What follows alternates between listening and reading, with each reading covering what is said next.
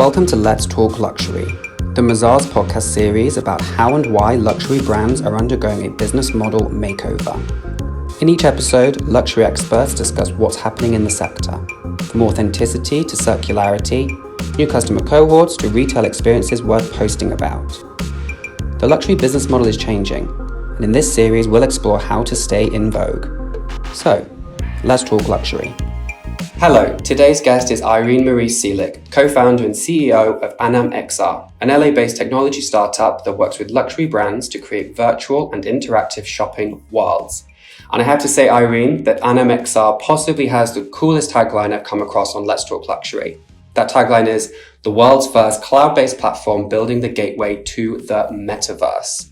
Irene, welcome to the podcast. Thank you for having me. It's such a pleasure. For those of our listeners who aren't familiar with what you do, can you tell us a bit more about the gateway to the metaverse and the problems Anam XR solves for luxury brands? Yeah, definitely. So Anam XR is a virtual immersive e-commerce platform. And what we do is we help brands get familiar with the metaverse. There's many components to the metaverse, digital twins when it comes to virtual, products. And what we do is, we see a lot of brands that are starting to bring virtual products or 3D products into their pipeline when it comes to design and the production phase. And we're trying to take those assets and bring those into marketing and sales. So whether that be for B2B shopping in a showroom, retail space, or taking it, a step further and creating their own universe where you can gamify the whole experience.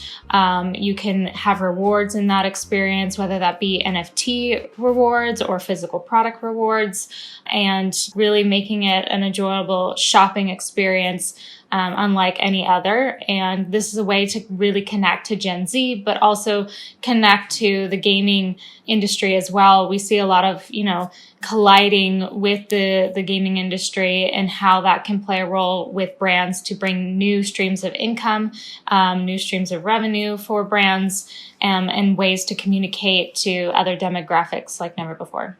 Tell us about some of the standout virtual luxury shopping experiences out there. What has the journey been like for luxury brands, and what exactly are you helping them create? Yes. So, for instance, there's a lot of other people in the space who are developing virtual stores and virtual try-on. And, what a lot of those companies are doing are using like 360 viewers or AR. And what we do at Anam XR is we're utilizing Unreal Engine, which is one of the, kind of strongest, most highest fidelity game engines out there. And we have built on top of that platform where we can connect our feature sets through SDKs into the Unreal Engine and utilize them so for a full-on shopping experience that connects into existing e-commerce platforms, so for product selling, etc. And one that kind of stands out that we did, one of our first launches actually was with Pangaea. And Pangaea, for those listeners who don't know who Pangaea is, they are a material science company first, but they develop beautiful products made out of new materials that are either, fully compostable or made from sustainable materials, natural materials. And so we decided to do a collaboration with them where we gamified the shopping experience. And their main goal was around their flower down technology. And their flower down technology is made out of flowers, as the name implies. And basically, they wanted to showcase how this was as warm as goose or duck down. And so we transported their community. It was first an internal launch of 300 users for B2B sales, because this is the first time that they were actually going to market their product to, other brands and this material. And then they liked it so much that they launched it to their 1 million followers on social media. And we gamified the storytelling behind Flower Down, how the material is made, how the product itself is made. And through this whole experience, they were then able to shop the collection afterwards. And basically, as a user was kind of going through, all these different storytelling elements of the product. At the end, too, there was a surprise to kind of make it a fun, enjoyable experience. There was a dancing Yeti that was breakdancing and basically had a TikTok song that he was dancing to. So it was kind of interesting, too, because their demographic is also kids. They have a kids line. And so when their parents, for instance, were watching this or going through this experience, the kid would run by and then they would see this, and it was kind of then became an enjoyable experience for all ages. So that was such a great kind of example and case study on how bringing in gaming, but also bringing in 3D products and 3D experiences can reach new demographics, as well as, tell stories that are kind of unable to be told with just 2D website, essentially. You work with brands clearly enthusiastic to do new things to please their customers. Do you think we're moving irreversibly towards ever more virtual experiences for luxury retail? Or do you think that after the pandemic and its effects are somewhat over, that the demand for in-person experiences will push things back in what we know as the more traditional direction? Great question, because we get this a lot as well. Where should brands play? Of course, there's a lot of other gaming platforms out there that you can just join, like Sandbox, or, Fortnite is starting to, with Balenciaga starting to accept digital products and things like that to sell in. And I kind of, bring brands to kind of think about, their whole digital transformation journey. So if you think about it, it was brick and mortar, and my background, actually, I helped and supported a lot of brands on the West Coast in California transition from brick and mortar to e-com. And in those beginning phases, those questions came about too, was, is this going to stay?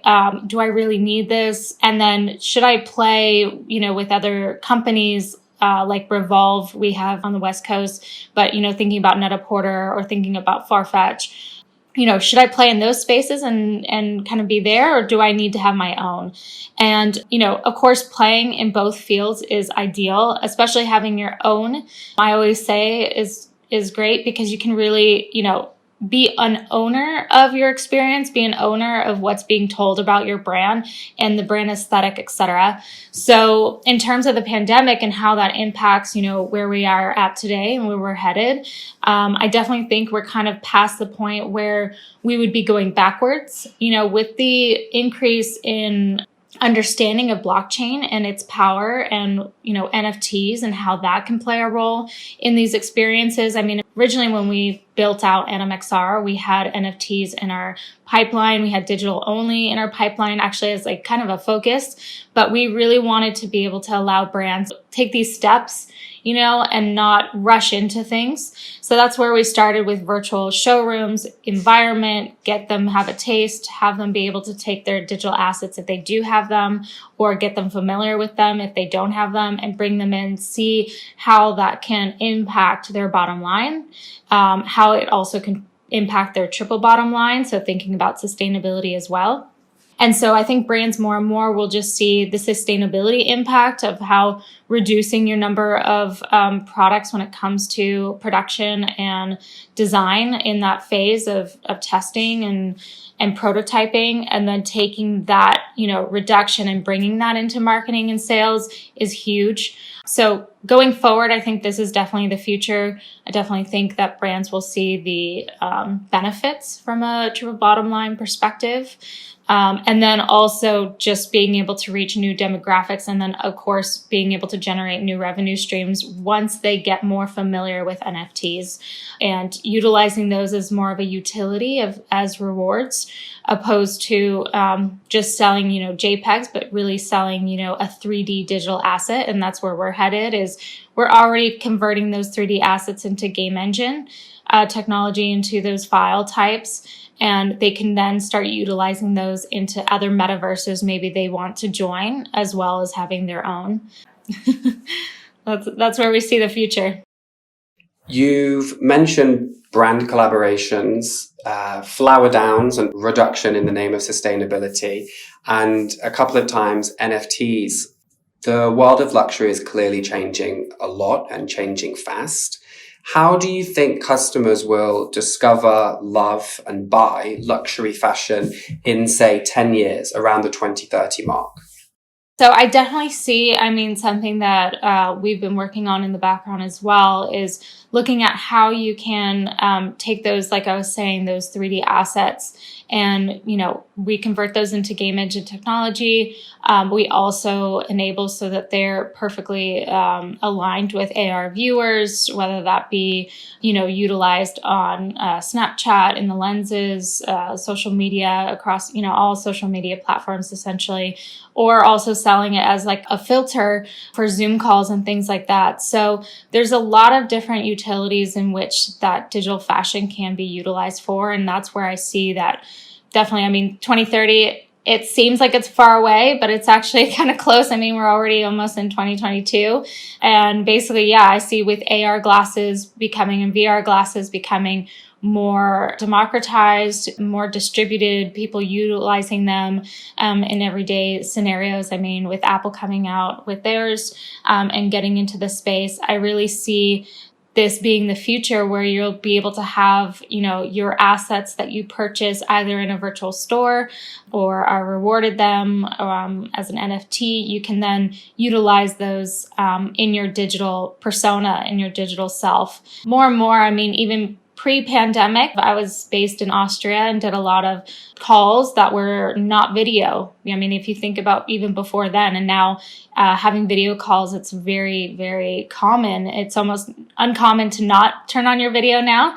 So you can imagine there where you can start having, your closet of digital assets that you could be wearing that day for your video calls, but also in everyday life. So there is this convergence too of mixed reality and bringing it, more and more into your everyday life, opposed to just keeping it on a screen. New assets, digital personas, virtual wardrobes. Up against all that, what's your advice to luxury brand leaders listening? How can they continue to evolve to meet customer needs in the near future?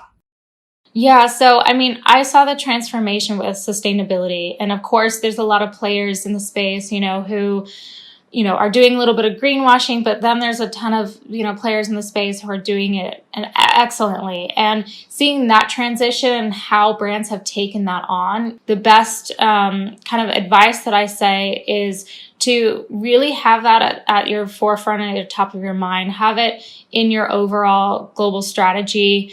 Think about how you can take incremental steps. Obviously, you can test in the space, test with startups.